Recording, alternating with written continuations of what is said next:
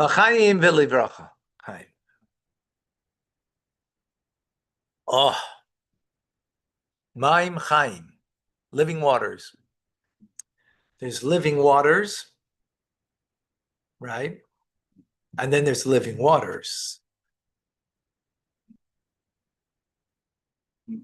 This quenches only for the moment. This quenches for a lifetime.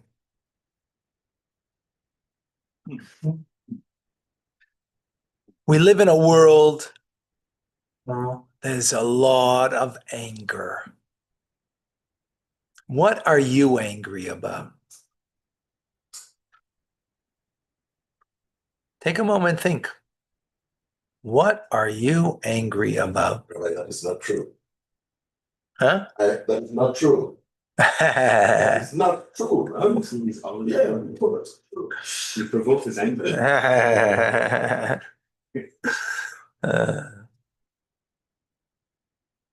In politics, we see it very clearly. We see it in religion very much so.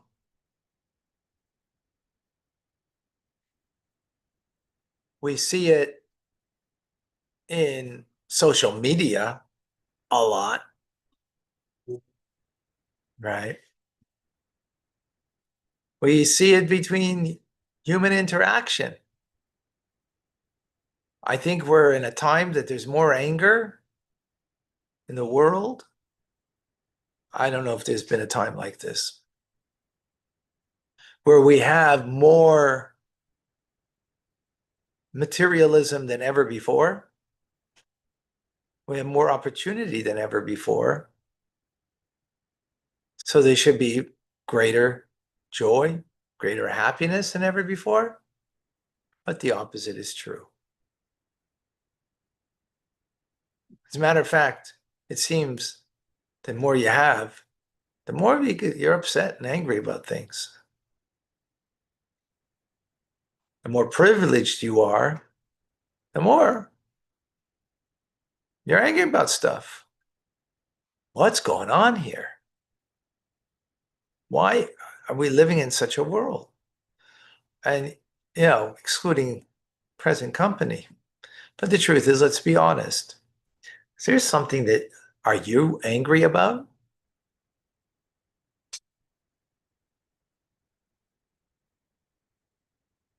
And think about it. Let's deal with it. Welcome to Tanya today. I'm Rabbi Ronnie Fine coming to you from Chabad Zich Kadesh in Montreal, Canada. It's a privilege and a pleasure to share with you the Tanya. We're coming full circle now in the 25th letter to,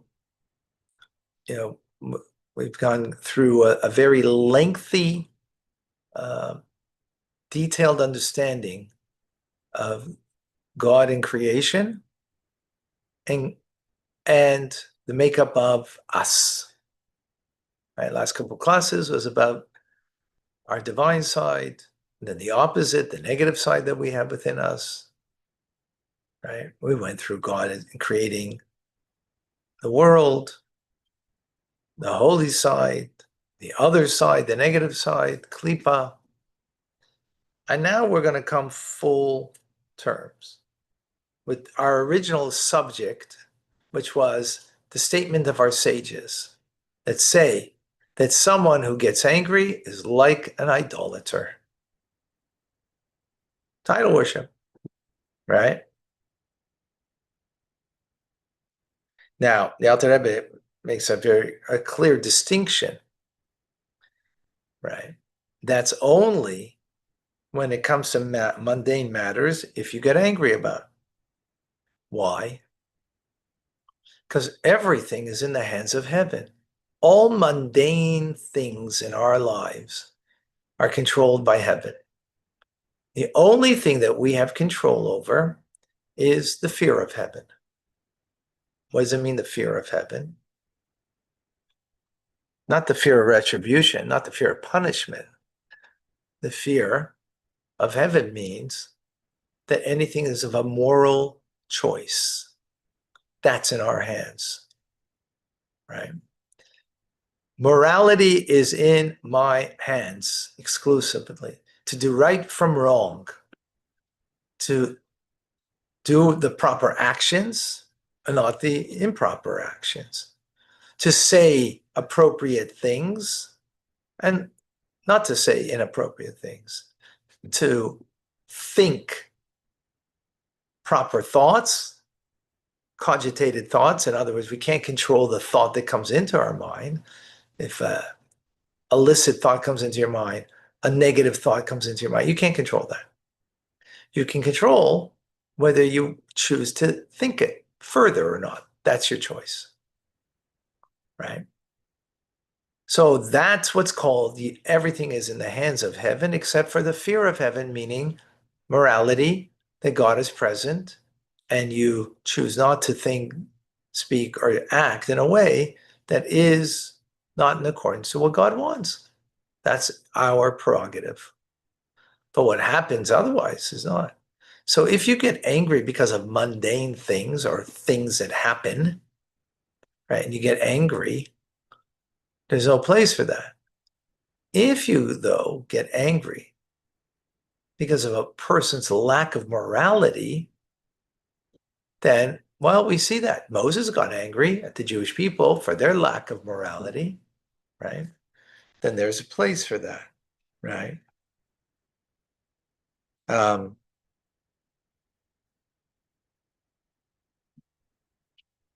and sometimes we see somebody doing something, and the reason why we see it is in order to help them, because we're responsible, if we are responsible indeed, right? But that's only, the anger is not,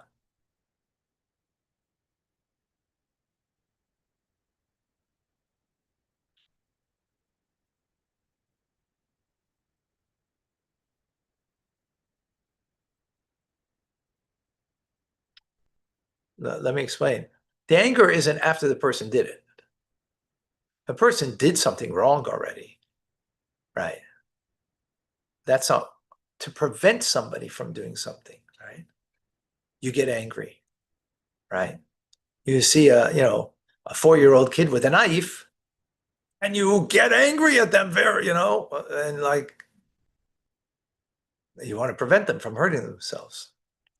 Or someone is about to do something and you show anger, or in the midst of doing something and you show wrath towards them to stop them. Fine. That's what Moses did. The Jewish people, right? They listened to the spies. So he got angry at them to stop them in their stead, that they shouldn't continue listening to the spies, right? And not want to go to the land of Israel, right? So he got angry at them.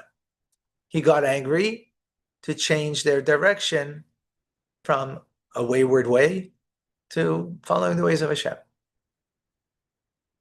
right? But by the way, just parenthetically, you got to be careful with that, because sometimes we do it out of, uh, a sense of self-righteousness. If you're doing it from self-righteousness, you feel righteous and that other person's despicable.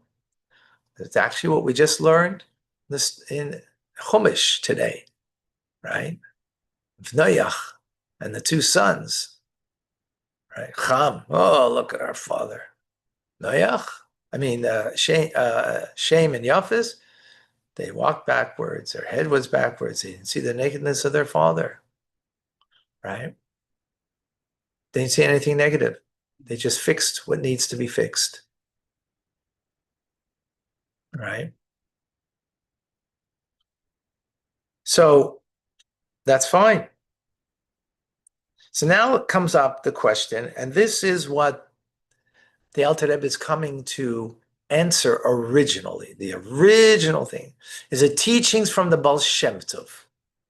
The Baal Shem Tov taught that if you're in the middle, in Tzivos HaRivash, in a book that he didn't write, right? It was compilation of teachings that were written by whoever compiled it, I'm not certain. I don't know if we know.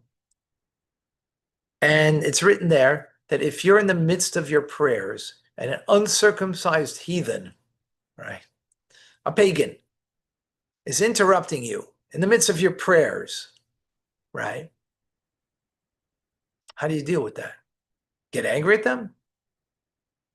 No, you don't. Why? Because it's not that the uncircumcised heathen came and now is like asking a question. Hey, what's this about your prayer? What God? You're praying to God? Come on, He's not listening to you, right? He's not interested in you. What? What are you? You say you are a fool or something? When someone's coming and talk, I'm just giving this an example, right? They're not coming and saying, "Hey, you believe in God? Tell me about that. I don't believe. I don't get it. How's that?" Well, that's a person who is interested, so you can have a conversation with them, right? But when a person's coming in a way that they're not interested, they're just trying to taunt you, right? So to rebuke them is pointless. To get upset at them and show them that, well, is pointless, right? Not going to get anywhere because they're not interested, right? So what, are you going to get out your anger? You're going to vent and get your anger out on them? Then it's all about you. It's, that's called idolatry. That's called idolatry, right? When you're getting angry then. So what do you do? So this is what the Alter Rebbe says. Everything that we learned till now is going to apply, right? You got to focus on your prayers in such a way that as if that pagan, that heathen doesn't exist, right? Now we're not talking, remember, this is just an example. It's a metaphor, right? Right. Obviously, if this person wants to do harm to you, then that's a different story. We're not talking about it. It's bringing out a point over here, right? Person wants to do harm, so you got to get away from harm's way, right? We're not talking about that. Person is just whatever,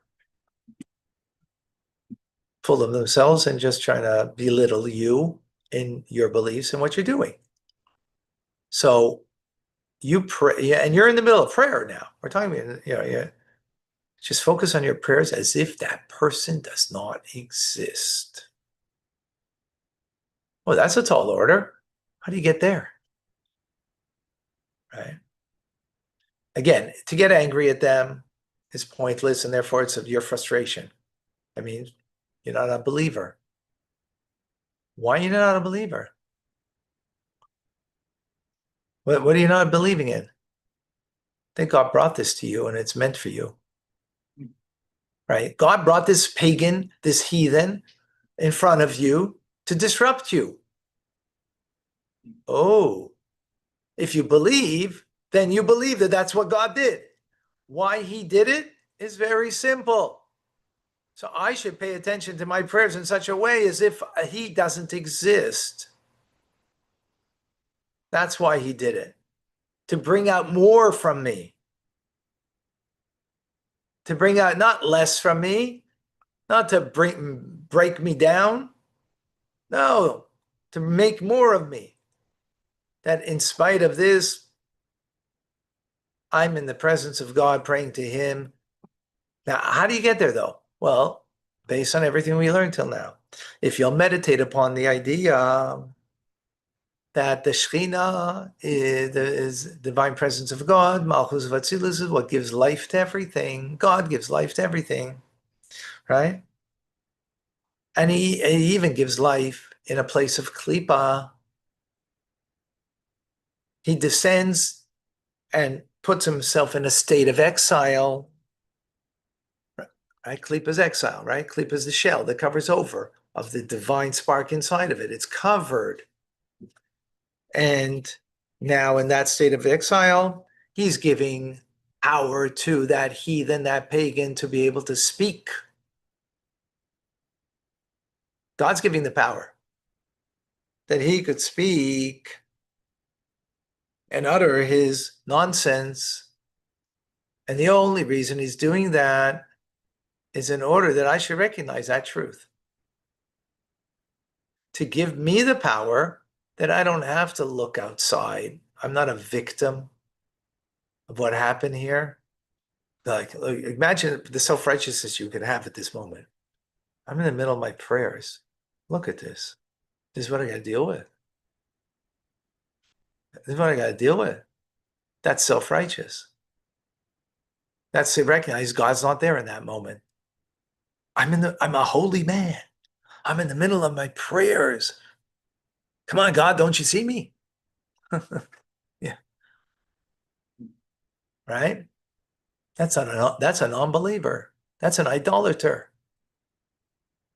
Okay, you're not acting as bad as the other guy who was the pagan, right? Because you still believe there's a God. But idolatry doesn't mean you don't believe in God. It means there's other powers. God is the ultimate power, but God gave power to this Satan guy in front of me. No, he didn't. God gave the power. Right? It's not outside of God. Yes, it's in a hidden manner. It's in exile. The Shekhinah, the divine presence of God is in exile, but he's the one, right? As we learn, God created two things, holy and the opposite. So holy is you praying, giving you vitality that you could pray. And the opposite is that a pagan can spout out and say, stupid things just because he feels full of himself, right? And that's what it means that man rules over man, or like we learned yesterday, right? Evil man rules over holy man, but to their detriment. Because ultimately, evil man will fail and have its falling. How does it have its falling here? Very simple. What is the worst thing that you can do to another human being? Say something bad about them? No, say nothing. You don't exist. That's the worst thing that pains a person, right? That's what leads to suicide. Whether I'm here or not here, it's as if I'm not here anyway, so it's too painful to be here. Goodbye, right? Because I'm not seen. No one talking. We have a saying in Yiddish, Pishaif mir, kakaif mir, biyaif mir. I don't know how to translate that. In Yiddish, it's holy. But you could make on me, even make on, yeah, you understand the word I'm saying, right? As long as it's on me, as long as I'm there, even that negative attention to such a degree, it's at least it's attention. Having no attention, I don't exist. That's the worst thing and the most painful thing. Well, the pagan and their evil, right? In this example, we're giving this as the example, but we have plenty of examples of that in the world, right? Like, right? To go and challenge someone who's protesting against Israel, no, that's stupid. I'm going to challenge them. They're like this pagan evil. They don't exist. Now, if there was someone who had an honesty to them and they really were asking honestly, like, I don't get what Israel's doing. Okay, you can have a conversation with that person. But that's not what's happening. Everybody's angry.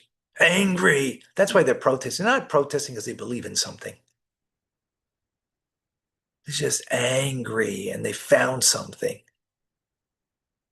There's this pagan that we're talking about over here, in the middle of your prayers, just angry. And you just picked up a cause in order to vent your anger. That's what's happening. That's what's a story. That's what's happening right here.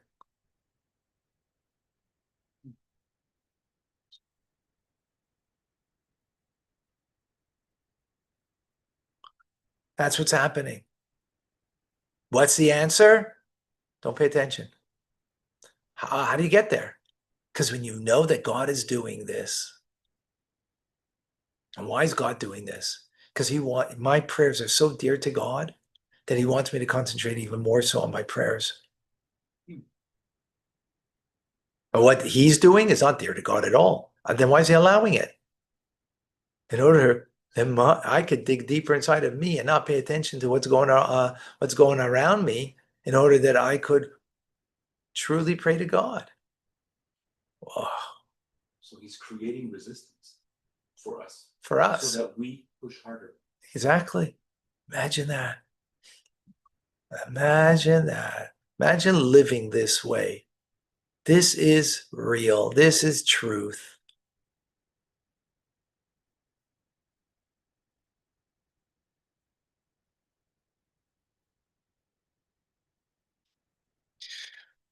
In conclusion, from today, and actually tomorrow we can include the which I'm going to give it. So there were the non-Hasidic world were upset with this teaching of the Baal Shem Tov. So the Baal Shem, saying, how could it be that the Shekhinah is inside of the, is animating this person who's evil? How does that? How do you? So the translator made a improper translation, because the Baal Shem Tov spoke in Yiddish, and the book was written in Hebrew. So he's saying that the Shekhinah was nislabsha, which means vested itself.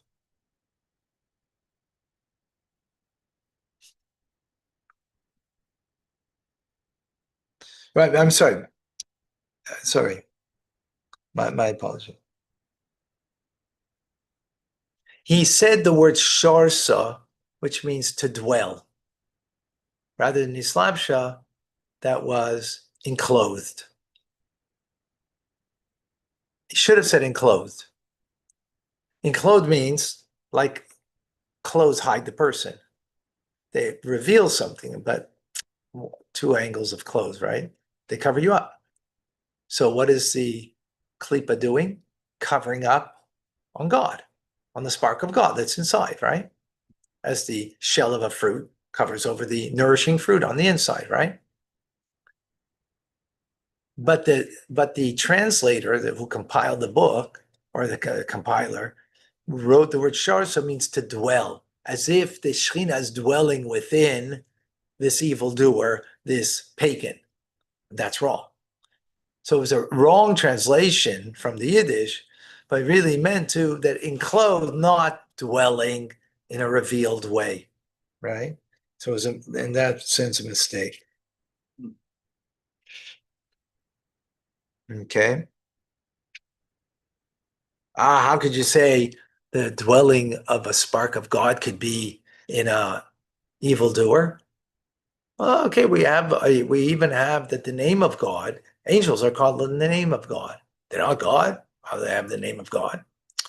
Because they have a piece of the divine, right? Okay. It's not a problem to use that terminology, right?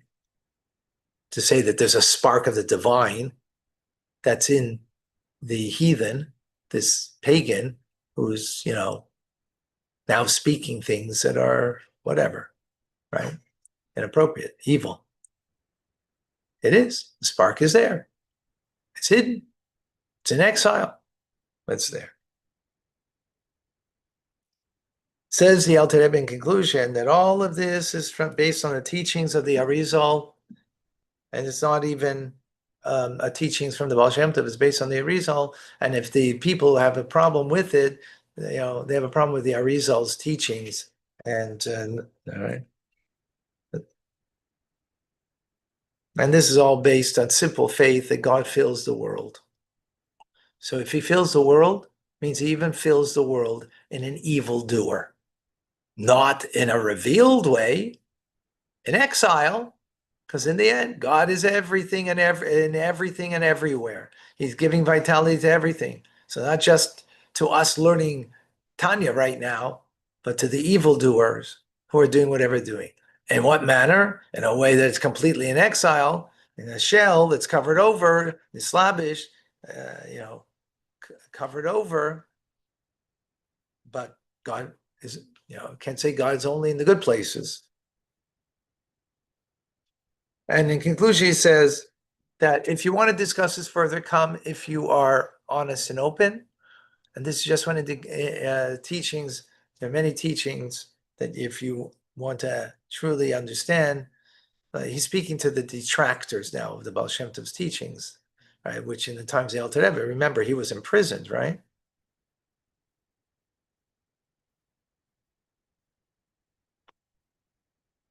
Yeah. And we can speak face to face, mouth to mouth, that we can, may my words find favor in you. Wow. Any questions? Any comments? Clear? Folks, whoever didn't watch this, should watch this. Whoever a friend didn't come, give them the link that they should watch this.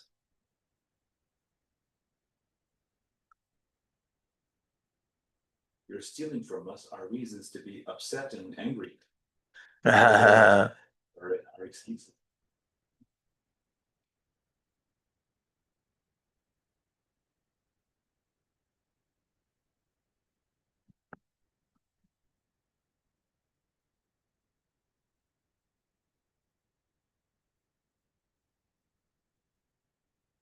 we supposed to pray in front of others? I mean, if you're, in a congregation, there's people, so there'll be others there, right? So you're praying to God if there's others there. Yeah.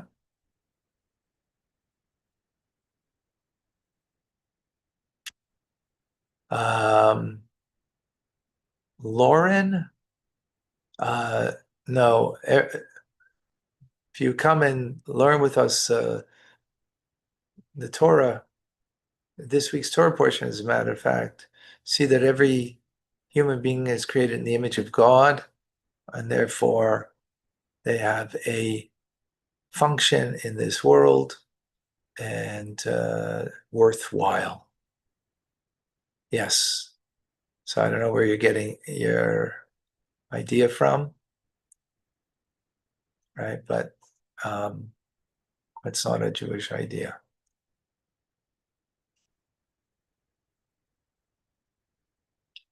Yeah. All right.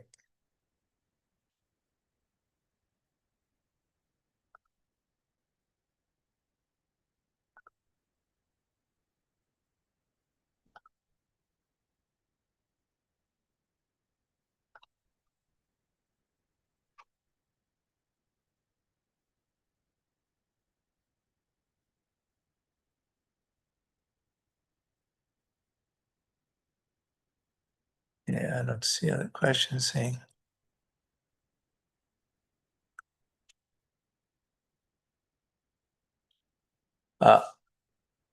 If I remember, it's all a test from God, I might be able to carry my burden.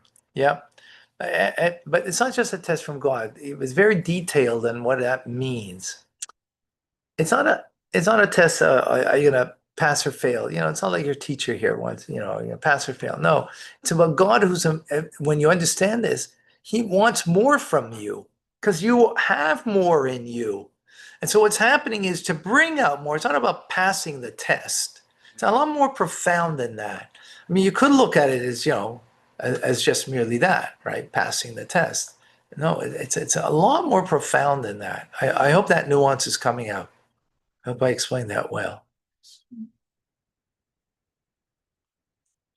Oh, North Coast, Patty. Yes, exactly. Don't see it as a test, but as an invitation to come closer to God. Well said. Thank you. That's well said. I like that.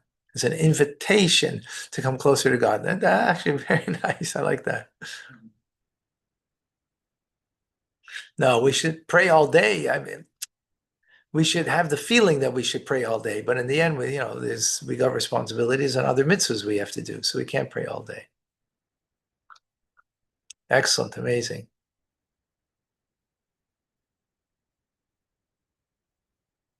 Okay, awesome, beautiful. Any question? Is this way that God tests our free will? Yeah, I mean, again, you could look at it in a more simplistic way as a test, or in a more profound manner, which is what the Alter Rebbe wants to bring to us, as a love of me. A test doesn't mean I love you. Not necessarily. I just want to see, are you going to be honorable? Are you going to be good? Let me see. Let me test you. It's like, the heartless teacher. Now, not every teacher's heartless. I'm just giving that as an example, right? Then you can have the loving teacher who loves you so dearly and puts you in a place to bring out more in you because they love you. That's a different way to see it, right? Does that make sense?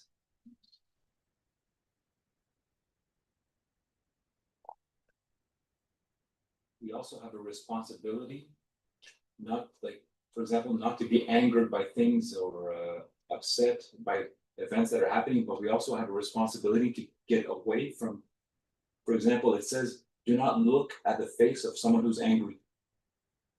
Right. So that means we don't remain in areas that will be conducive, like we can. Right. Yeah, that will affect us. Affect us. Affect us So we also have a negatively. responsibility to get away. Right. Yeah. Amazing. All right, folks. Thank you all. God bless.